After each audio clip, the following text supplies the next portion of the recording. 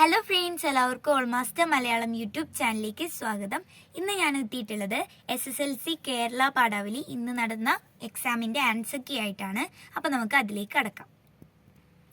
ഒന്നാമത്തെ ക്വസ്റ്റ്യൻ, കാട്ടുചോലകൾ എന്ന പദത്തിൻ്റെ ശരിയായ വിഗ്രഹരൂപം എഴുതുക. ഉത്തരം വരുന്നത് കാട്ടിലെ ചോലകൾ. ഇനി രണ്ടാമത്തത്, ഈ തന്നിരിക്കുന്ന വാക്യം നൽകുന്ന അർത്ഥസൂചനയാണ് എഴുതാൻ പറഞ്ഞത്. അമ്മ അനുഭവിക്കുന്ന മാനസിക സംഘർഷവും ദാരിദ്ര്യവും. മൂന്നാമത്തത്, ഹ എന്ന ശബ്ദത്തിൽ തെളിയുന്ന ഭാവം എന്താണ്? ഉത്തരം ദിവാകരനെ കണ്ടപ്പോൾ തോന്നിയ ആശ്വാസം. ഇനി നാലാമത്തത്, ചുവടെ തന്നിരിക്കുന്ന വരികളിൽ പുഷ്കരന്റെ നൈരാശ്യം പ്രകടമാവാത്തത് ഏത്? ഉത്തരം അരികിൽ വന്നു നിന്നതാരെ ദഭിമതം. അഞ്ചാമത്തത്, ശോണരേഖകൾ പോലെ എന്ന പ്രയോഗം കൊണ്ട് അർത്ഥമാക്കുന്നത് എന്ത്? യേശുവിൻ്റെ പീഡാനുഭവം. ആറാമത്തേൽ ചോദിച്ചത്, എഴുത്ത് ആത്മാവിൻ്റെ വെളിപാടാണ് എന്ന് പറയുന്നത് എന്തുകൊണ്ടാണ്? ഉത്തരം ആത്മാവിൻ്റെ വെളിപ്പെടുത്തലാണ് എഴുത്തുകൾ. എഴുത്തുകാരന് മനസ്സിൽ ഏതോ നിമിഷത്തിൽ എവിടെ നിന്നോ വന്നു നിറയുന്ന ആത്മാവിൻ്റെ വെളിപാടാണ് ഓരോ രചനയും. സർഗരചന മുൻകൂട്ടി നിശ്ചയിക്കാവുന്നതോ ലളിതമോ അല്ല. ഇനി ഏഴാമത്തത്, ഈ അടിവരയിട്ട പദം, അതായത് സ്ഥലകാലങ്ങളോട് പൊരുത്തപ്പെടാത്ത ഈ അതിഥി ആരാണ് എന്നുള്ള അടിവരയിട്ട ഭാഗം നൽകുന്ന അർത്ഥസൂചനകൾ എന്തെല്ലാം എന്നാണ് പറയുന്നത്. ഉത്തരം വരുന്നത്, മിസ്സിസ് സ്ഥലത്ത് ഇപ്പോൾ താമസിക്കുന്നത് ഒരു ഉൾനാടൻ പ്രദേശത്താണ്. അവരെ കാണാനെത്തുന്ന സുധീർ പാശ്ചാത്യ രീതിയിലുള്ള വസ്ത്രമാണ് ധരിച്ചിട്ടുള്ളത്. അങ്ങനെ ഒരു സന്ദർശകൻ തന്നെ കാണാൻ വരാൻ സാധ്യതയില്ല എന്ന മിസ്സിസ് സ്ഥലത്തിൻ്റെ ചിന്തയാണ് ഈ പ്രയോഗത്തിലുള്ളത്. ഇനി എട്ടാമത്തത്, അതിൻ്റെ ആൻസർ വരുന്നത് ചന്ദനമരത്തിലെ ചെറുപാമ്പ് എന്നത് സർവദമനന്റെ ആശ്രമത്തിന് ചേരാത്ത പ്രവൃത്തിയെയാണ് സൂചിപ്പിക്കുന്നത്. ഇവിടെ ചെറുപാമ്പ് എന്നത് നമുക്ക് സർവദമനായിട്ട് ഉപമിച്ചിട്ട് പറയാം. അതായത് ചെറുപാമ്പ് ചന്ദനമരത്തിൽ കയറിയാൽ അത് അശുദ്ധിയാണ്. അതുപോലെ തന്നെ ആശ്രമം എന്ന് പറഞ്ഞാൽ അവിടെ നല്ല സമാധാനപരമായ ഒരു അന്തരീക്ഷമായിരിക്കും. അവിടെയുള്ള ജീവജാലങ്ങളെല്ലാം വളരെ പരിപാലിച്ചിട്ടാണ്, വളരെ സ്നേഹത്തോടെ പരിപാലിച്ചിട്ടാണ് അവർ വളർത്തുന്നത്. അപ്പോൾ ഈ സർവദമനൻ അതിനോട് ചെയ്യുന്ന ഓരോ കുസൃതികൾ കാണുമ്പോൾ അത് ആശ്രമത്തിന് എതിരെയാണ്, ആശ്രമത്തിന് വിരുദ്ധമായ പ്രവൃത്തിയാണ് എന്നതുകൊണ്ട് എന്നാണ് പറയുന്നത്. അപ്പോൾ അതിനെ ഉപമിച്ചിരിക്കുകയാണ് ചെറുപാമ്പ് ചന്ദനമരത്തിൽ കയറിയാൽ അശുദ്ധി എന്നതിനോട്. ഇനി ഒമ്പതാമത്തേൻ്റെ ആൻസർ നോക്കാം. അതായത് ചോദ്യം, തൻ്റെ വീടിൻ്റെ വാതിൽ ഒരിക്കലും പാവങ്ങളിൽ നിന്നാണ് ഒരിക്കലും പൂട്ടിയിട്ടില്ലെന്ന് മെത്രാൻ പറഞ്ഞതിൻ്റെ പൊരുൾ എന്താണ്? പാഠസന്ദർഭം വിശകലനം ചെയ്ത് കുറിപ്പ് തയ്യാറാക്കാനാണ് പറഞ്ഞത്. യാങ്വാൽ യാങ് എന്ന അപരിചിതന് അയാൾ ശിക്ഷ കഴിഞ്ഞ് പുറത്തിറങ്ങിയ കുറ്റവാളിയാണെന്ന് അറിഞ്ഞിട്ട് കൊണ്ട് തന്നെ മെത്രാൻ അരമനയിൽ അഭയം നൽകി. തൻ്റെ ഭവനത്തിൻ്റെ വാതിൽ എപ്പോഴും തുറന്നു കിടക്കും എന്ന മെത്രാന്റെ വാക്കുകൾ ഏതു വ്യക്തിയെയും തുറന്ന മനസ്സോടെ സ്വീകരിക്കാൻ കഴിയണം എന്ന സന്ദേശമാണ് സമൂഹത്തിന് നൽകുന്നത്. സ്വന്തം എന്ന് അവകാശപ്പെടാൻ ഒന്നും മെത്രാൻ സൂക്ഷിക്കുന്നില്ല. അങ്ങനെ കരുതി വയ്ക്കുന്നവരാണ് വാതിലുകൾ താഴിട്ട് പൂട്ടുന്നത്. തുറന്ന വാതിൽ തുറന്ന മനസ്സിന്റെ പ്രതീകമാണ്. ഒരു കുറ്റവാളിയുടെ കുറ്റം പൊറുത്തുകൊണ്ട് അയാൾക്കായി തൻ്റെ ഭവനത്തിന്റെ വാതിലുകൾ തുറന്നു കൊടുത്തുകൊണ്ട് അതിരുകളില്ലാത്ത സ്നേഹത്തിന്റെ സന്ദേശമാണ് സമൂഹത്തിന് മെത്രാൻ നൽകുന്നത്. അതെല്ലാം ഉൾപ്പെടുത്തിയിട്ടാണ് എഴുതേണ്ടത്. പത്താമത്തെ ചോദ്യം, കുട്ടിക്കൃഷ്ണമാരാരുടെ ഈ നിരീക്ഷണം ശരിവെക്കുന്ന 2 സന്ദർഭങ്ങൾ പാഠഭാഗത്തു നിന്നും കണ്ടെത്തി എഴുതാനാണ്. അപ്പോൾ ഉത്തരം വരുന്നത്, പാണ്ഡവർ എതിർപക്ഷത്തുള്ള മഹാരഥന്മാരെ വീഴ്ത്തിയത് യുദ്ധനിയമങ്ങൾക്കെതിരെയായിട്ടാണ്. പടക്കളത്തിൽ തകർന്ന് കിടക്കുകയാണ് ദുര്യോധനൻ. ഗദായുധത്തിൽ നാഭിക്കു കീഴെ പ്രഹരിക്കരുത് എന്ന വ്യവസ്ഥ പാലിക്കാതെയാണ് ഭീമൻ ഗദ കൊണ്ട് ദുര്യോധനന്റെ തുടയ്ക്കടിച്ചത്. ഇതറിഞ്ഞ് രോക്ഷം കൊണ്ട് അശ്വത്ഥാമാവ് പാണ്ഡവരെയെല്ലാം ഒടുക്കുമെന്ന് ആണയിടുകയും പാണ്ഡവരുടെ പാളയത്തിലെത്തിയ കൃപർ, കൃതവർമാവ്, അശ്വത്ഥാമാവ് എന്നിവർ അവിടെ ഉറങ്ങിക്കിടന്നിരുന്ന എല്ലാവരെയും നിഷ്ഠുരമായി വധിക്കുന്നു. എവിടെയും നിലവിളികൾ ഉയർന്നു. വ്യവസ്ഥകളോടെ ആരംഭിച്ച ധർമ്മയുദ്ധം 18-ാം ദിവസം അവസാനത്തെ സേനാപതിയായ അശ്വത്ഥാമാവ് നടത്തിയ പൈശാചികമായ അറുകൊലയിൽ അവസാനിച്ചു. ഏത് യുദ്ധത്തിൻ്റെയും അവസാനം ഇങ്ങനെയാണ്. ഞാൻ ഇമ്പോർട്ടൻ്റ് ആയിട്ടുള്ള പോയിന്റ് മാത്രമാണ് പറഞ്ഞത്. അപ്പോൾ അത് കുറച്ചും കൂടി വിവരിച്ചിട്ട് എഴുതിയാൽ മാർക്ക് കിട്ടും.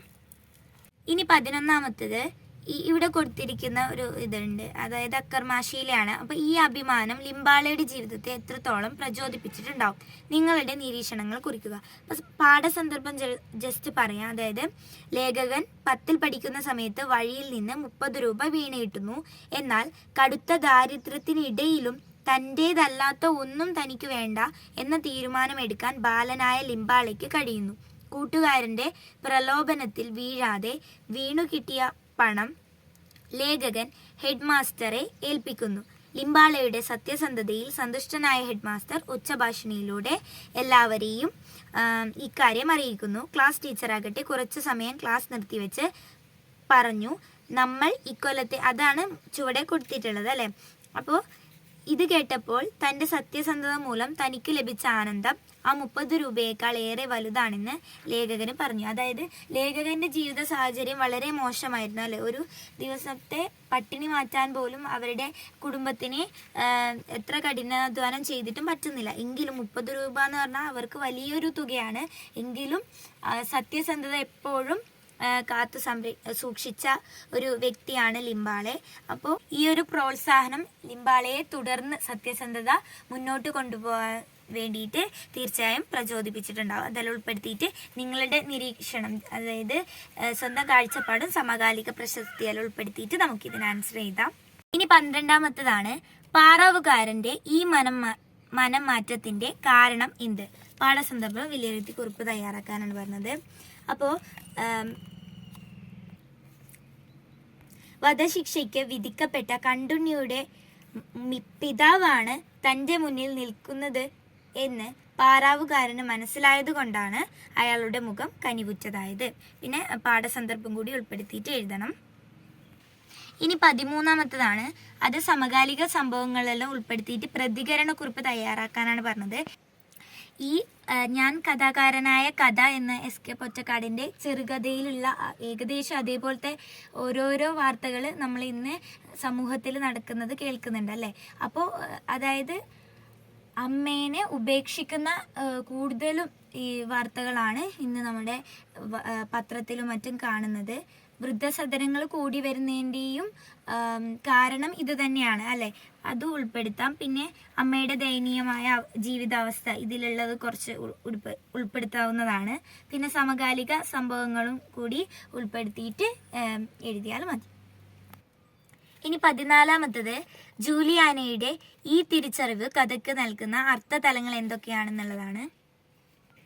ഉത്തരം വരുന്നത് ഭർത്താവ് എന്നേക്കും ഇല്ലാതായി എന്ന് തിരിച്ചറിയുന്ന സന്ദർഭം, കുടുംബത്തിന് അടുത്ത ആശ്രയമാകേണ്ടി വരുന്നത് താൻ എന്ന് തിരിച്ചറിവ്, പിന്നെ മരണ സൂചനയിൽ ഉൾപ്പെടുത്താം, അത് ഞാൻ പറയാം.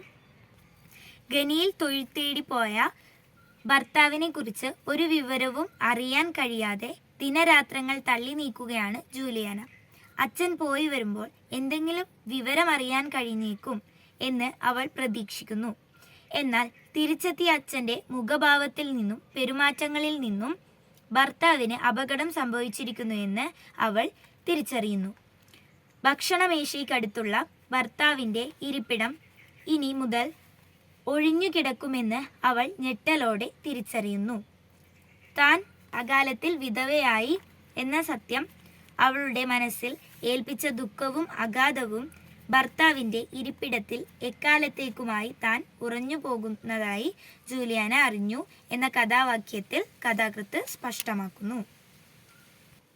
15-ാമത്തേത്, സ്ത്രീയും സമൂഹവും എന്ന വിഷയത്തിൽ എഡിറ്റോറിയൽ തയ്യാറാക്കാനാണ്. അപ്പോൾ എഡിറ്റോറിയലിൻ്റെ ഘടന പാലിക്കണം. അതേപോലെ ഉചിതമായ ശീർഷകം കൊടുക്കണം. ഇത് സ്ത്രീയും സമൂഹവും എന്ന് കൊടുത്താൽ പ്രശ്നമില്ല. പിന്നെ വിഷയത്തിന്